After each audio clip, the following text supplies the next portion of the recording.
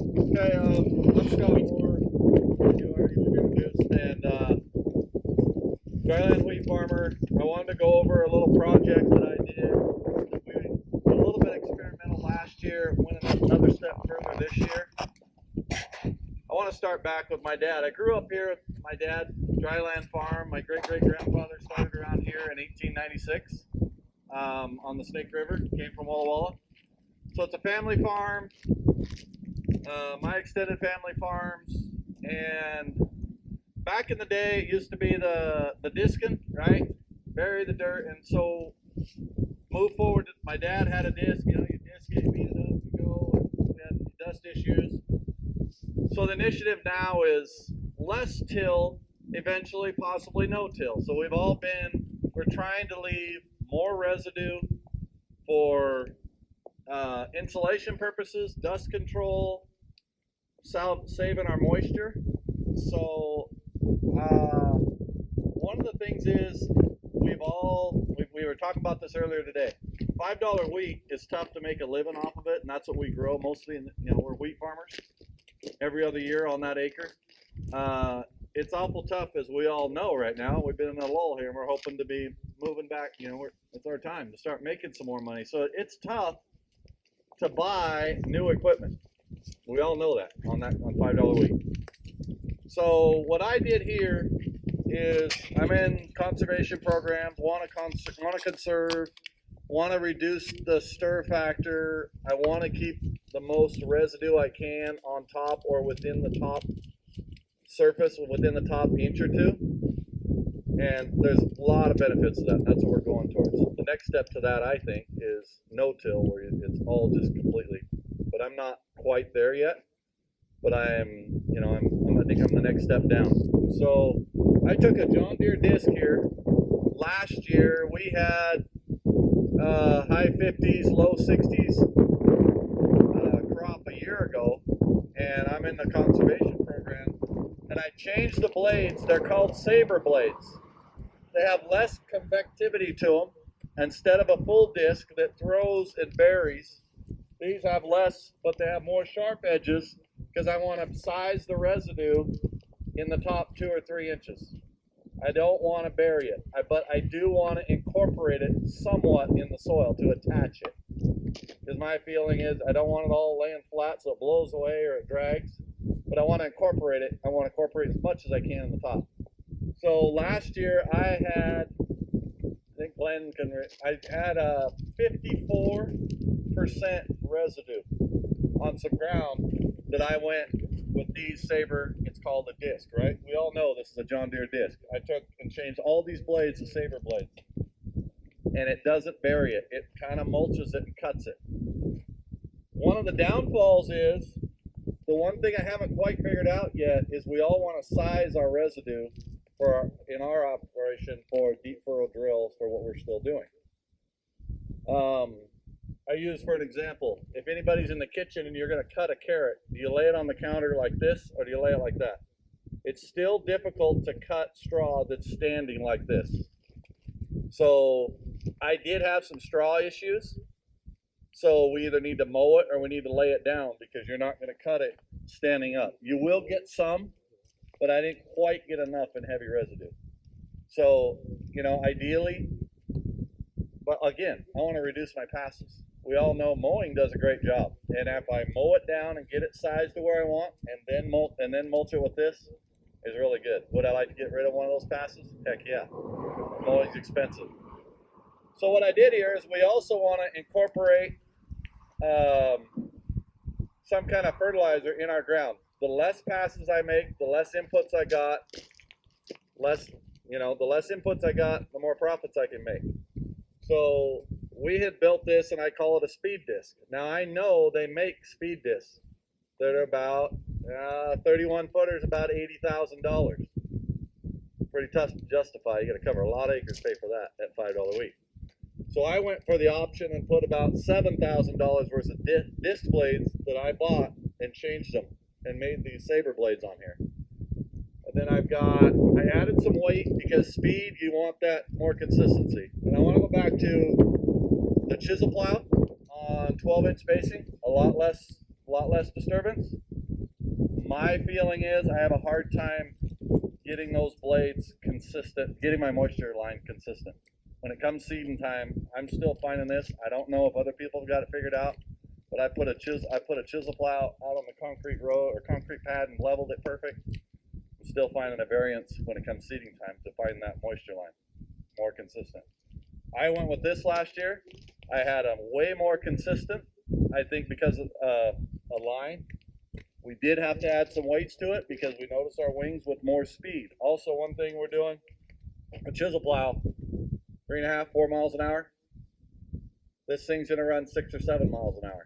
More horsepower, but I cover more ground and still leave the residue on top. So one other thing I wanted to reduce my passes is we built, on our tractor, we have tanks. And then you'll notice here, there's a pump on the tractor, and I can put my nutrient, I can put fertilizer down with the same pass. That's my goal with the disc. I don't know if it's done a lot with the disc. We've done it with chisel plows. So we're doing it this way. So we have tanks on our tractor with the pump, and then when we hook up to the tractor, you can see where we cam lock onto there for our manifold, and you'll see the gauges. It's split into 3 sections: center section and wings for variable. If you get a narrow spot, you can shut one wing off or 2 to help overlap. That's all right there on that hitch. There's 3 valves, filter, solenoid, regulator, everything's there. And then I can run that off my Trimble 1000 on my tractor. Then you can do somewhat of a variable rate, but obviously it's not narrowed down yet. And what we did here is I believe we built these manifolds here on this. So when we're running back here, you have a little bit of convexity. Your disc will move a little bit of dirt. And what I do is I want to move that dirt. I want to inject my fertilizer there, whether it's 25-03, 28-, solution 32. I guess you can do aqua, but that's a lot of water. You don't get a lot of N per gallon, so you got to load a lot. So what I've done here is built a manifold, and I put these on here. Get them off here. What these are is tubes with these little discs to regulate your flow to get it more accurate down to the gallon per acre. So we put all these tubes in here, and these tubes are protected like this, and they go down right behind it. It puts it in here, injects the fertilizer there in open ground, and when that next gang comes over, it covers it up so you don't have exposure or evaporation or loss, is my intention.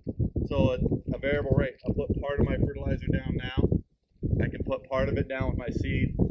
It's called a split application. So when I make summer follow, I put part down. I put part down with my seed. We can also stream jet in the winter or early spring. So I can do it 3 different times. And that's my goal, to do this. And the only thing you'll see here is those harrows back there are not a dragging harrow. They're a rolling harrow. So I want to seal the ground up and not drag it around versus just, you'll see those fingers, they're called Phoenix harrows, they kind of poke the straw. They reattach the straw to the loose soil. So not only am I working the ground in one pass, I'm putting my fertilizer down, and I'm sealing up my ground. There's 3 applications at minimum in one pass, and that's my goal. So that's just what I want to show you guys. We built it on our own and keep the residue and conserve moisture and residue on top. How deep are you going with it? A couple inches? This machine here, we can go 4 to 5 inches, but it truly doesn't bury the straw the full 4 to 5 inches. For some reason, these less convection of the blade, it doesn't lay the ground open. It's like taking a flower pot and you kind of mulch like that. So it'll go deeper. I don't think I can get it past about 5 or 6 inches, but on a wet year, I mean, if we can get 4 inches, we can get by with that. See any trouble, any difference between this and a regular disc with your first weeding? I mean, still got the same kind of straw to deal with. Yeah, the weeding's fine. And like I said at the beginning of the conversation, if I've got straw this tall, it doesn't mulch enough. Do I think I can get it to mulch? Yes. If you want to go back in our application, if you want to hit a double pass, it'll do it because you've already knocked it down. You've moved it to the side, and you go back, it'll dice it up better. It's a lot like a turbo till. But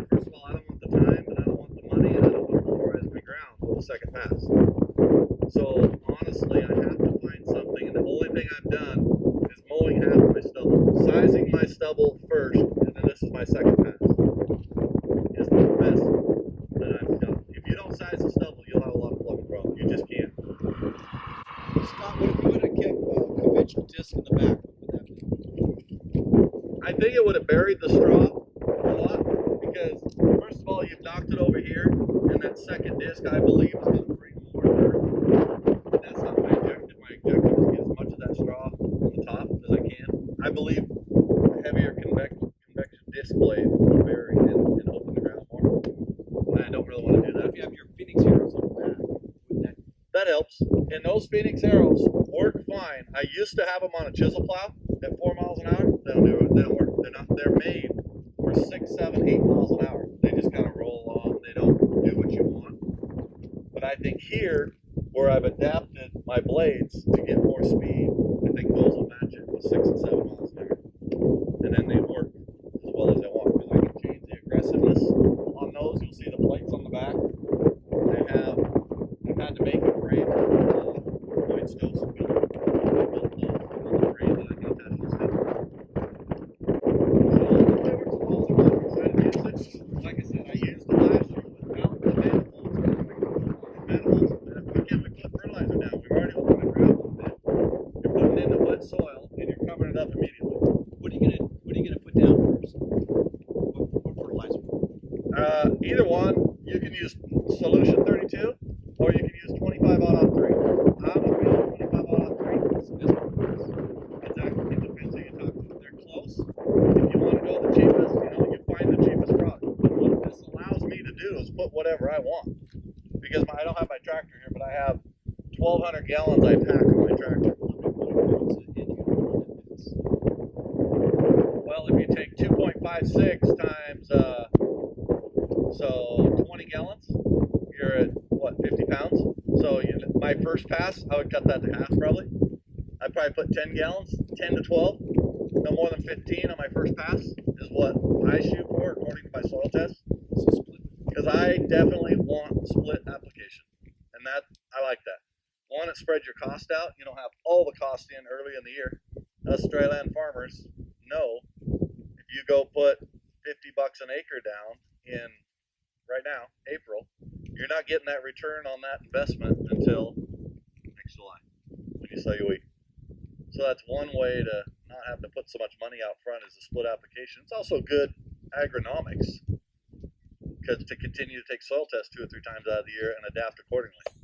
Because we do blend, we put fertilizer with our seed.